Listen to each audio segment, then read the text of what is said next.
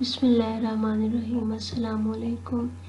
Theorem है an infinite cyclic group has exactly to generators. आपके पास अगर कोई इनफाइनाइट साइक्लिक ग्रुप है तो उसके एग्जैक्टली दो जनरेटर्स होंगे। ठीक है, अब लेट कर लें कि जी जो है वो एक इनफाइनाइट साइक्लिक ग्रुप है और उसका जनरेटर जो है वो ए है। एक्स कोई भी एलिमेंट है जो जी को बिलोंग कर रहा है। ठीक है, देन एक्स को आप कैसे लिख सकते हैं, ए रेज़ टू पावर एन।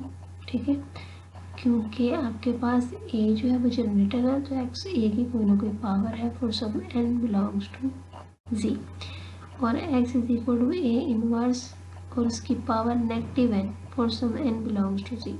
ठीक है, आपने पॉजिटिव इंटीजर लेना है और पावर नेगेटिव हो सकती है। ठीक है, तो आपने ए की पावर एन भी लिख सकते हैं और ए इनवर्स की पावर नेगेटिव एन भी लिख सकते हैं। ठीक है, दोनों सेम जो है वो आपके पास एलिमेंट एक्स ही बनेंगे। ठीक है, this shows that element x of g is also a power of a inverse.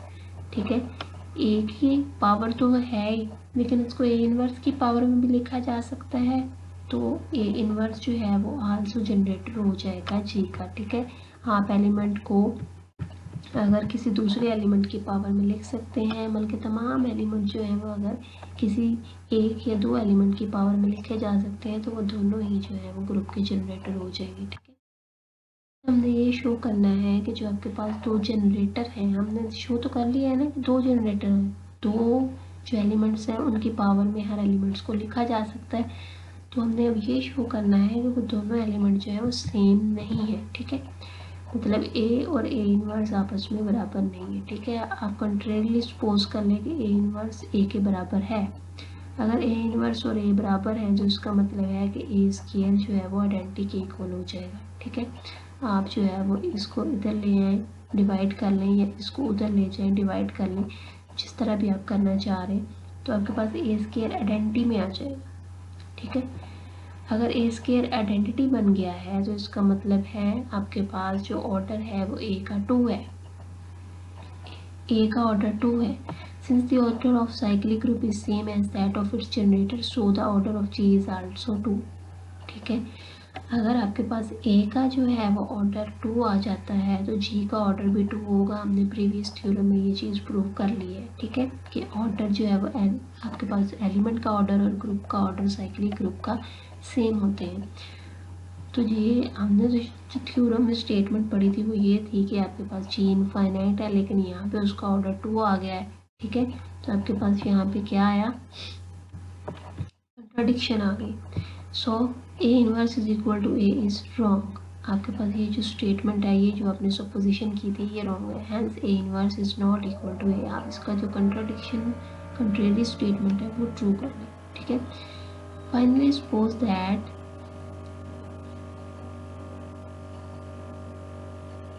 B is also the generator off G। आपके पास कोई एलिमेंट B है जो G का जनरेटर है। हमने प्रीवियसली अभी ये शो किया है कि आपके पास दो जनरेटर हैं। पहले तो हमने ये शो किया, दूसरा हमने ये शो किया कि वो दोनों जनरेटर जो है वो डिस्टिंक्ट है। अब हमने ये शो करना है कि सिर्फ दो ही जनरेटर हैं, कोई तीसरा जनरेटर नहीं है। ठीक है, तो इसके लिए आपने बी एक एलिमेंट लिया है, सॉरी यहाँ पे मैंने ई भी लगाया हुआ है लेकिन ये सिंपल बी है। तो आपके पास बी पे कंडीशन क्या होगी, हमने ये शो करना है ना कि कोई तीसरा जनरेटर है। ठीक है, और अगर ये जनरेटर इन दोनों में से किसी इक्वल नहीं है तब ये तीसरा होगा, अदरवाइज दो ही रहेंगे। तो हमने ये कंडीशन लगाई कि बी ना तो ए इनवर्स की इक्वल है और ना ही ए के। ठीक है, since A and A inverse belongs to G and B is its generator, so there is आपके पास B जनरेटर है। अब हमने यहाँ पे सपोज किया है कि B जनरेटर है, पर A और A इनवर्स दो एलिमेंट हैं जो G को बिलोंग कर रहे हैं। तो आपके पास इंटीजर एग्जिस्ट करेंगे K and M such that A is equal to B raised to power K and A inverse is equal to B raised to power M, कि आप ये दोनों एलिमेंट जो है वो जनरेटर B की पावर की फॉर्म में लिख सकें। आपके पास ऐसे इंटीजर एग्जिस्ट करेंगे। ठीक है, आप जो है इन दोनों की वैल्यूज ले लें।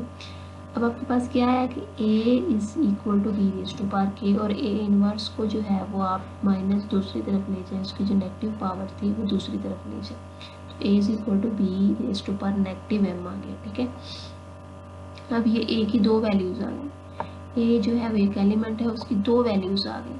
ठीक है, इन दोनों को कंपेयर कर लें, दोनों को कंपेयर करेंगे तो आपके पास b k प्लस m आ जाएगा। ठीक है, आपने यहाँ पे जो है b raise to power negative m यहाँ पे ला के डिवाइड किया, तो आपके पास ये बेस सेम है तो पावर जो है नेगेटिव एंड नेगेटिव पॉजिटिव ऊपर जाके ऐड हो जाएगी, तो दूसरी साइड पे आपके पास आइडेंटिटी रह गया, तो b raise to power k plus m is equal to identity. ठीक है, this shows that the order of b is finite. यहाँ पे भी ये शो हो गया कि जो b का ऑर्डर है वो k प्लस m है, जो कि एक फाइनाइट नंबर है, जबकि g जो है वो आपके पास इनफाइनाइट है, उसका ऑर्डर इनफाइनाइट है, इनफाइनाइट ग्रुप है, तो उसका जो जनरेटर होगा उसका ऑर्डर भी इनफाइनाइट होगा। ठीक है, तो ये स्टेटमेंट जो है इसमें भी कंट्राडिक्शन आ गई। This shows that the order of b is finite which is again impossible because g is of finite infinite order से। ठीक है, सो b is not a generator off g। हमने पहले जो है सबसे ये शो किया कि एक से दो आपके पास जनरेटर है a एंड a इनवर्स, फिर हमने ये शो किया कि आपके पास a जो है वो a इनवर्स के इक्वल नहीं है। थर्ड पे हमने ये शो किया कि अगर b कोई तीसरा जनरेटर है तो b जो है वो एग्जिस्ट नहीं करेगा, सिर्फ दो ही जनरेटर रहेंगे, एग्जैक्टली दो जनरेटर रहेंगे। Hence the infinite cyclic group has exactly two distinct generators. ये चीज़ हमने थ्योरम में शो करना है। Thanks for watching.